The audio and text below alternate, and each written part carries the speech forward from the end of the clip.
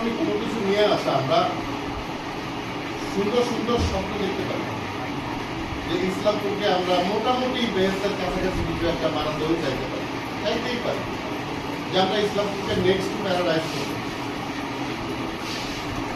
হয়তো এটা সম্ভব হবে না, কিন্তু আমরা যেমন আছি তার থেকে ভালো তো আমরা করতে পারবো না। তাহলে তো সম্ভব। কিভাবে সম্ভব?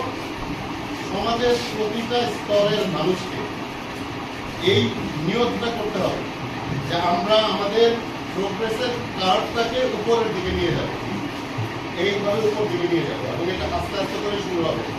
এটা কিন্তু শুধু একা পড়াটা পারবে না যে কেউ, অন্য কেউ। সুলতান মাহমুদ বাবু সাহেব যদি ডোমিনেশন পান, উনিও একা পারবেন না, আলিফ সাহেবও পারবেন না। আমি অন্য কারোর কথা বলছি না, কারণ এটা আসলে কনসিডারেশনে আসে।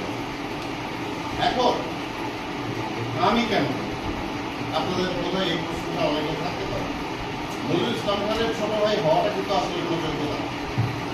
আমি এটাকে সত্যি কথা বলতে পারিবারিক যোগ্যতা ছাড়া আর কোনো যোগ্যতাই মনে করি। হ্যাঁ, রাজনৈতিক পরিবেশে আমি বড় হয়েছি, প্রচুর ঘাত প্রতিঘাত আমি নিজেও দেখেছি। আমার ওনাকে আমি মেজো ভাই বলি, আমাদের মেজো ভাই বলি। মেজো ভাই পলিটিক্যাল ক্যারিয়ারে আমি ওনার অত্যন্ত ঘনিষ্ঠ ছিলাম, বলতে পারেন ওনার সেক্রেটারি হতে ছিলাম। সেই 91-এর ইলেকশন থেকে শুরু করে সমস্ত ইলেকশনে আপনারা বিএনপির যত প্রার্থী আছে তাদের নাম আমার মুখস্থ হয়ে যেত, কারণ মেজো ভাইয়ের সাথে বসে নমিনেশনের কাজগুলো আমি করেছি, টাইপিংয়ের কাজ করতাম।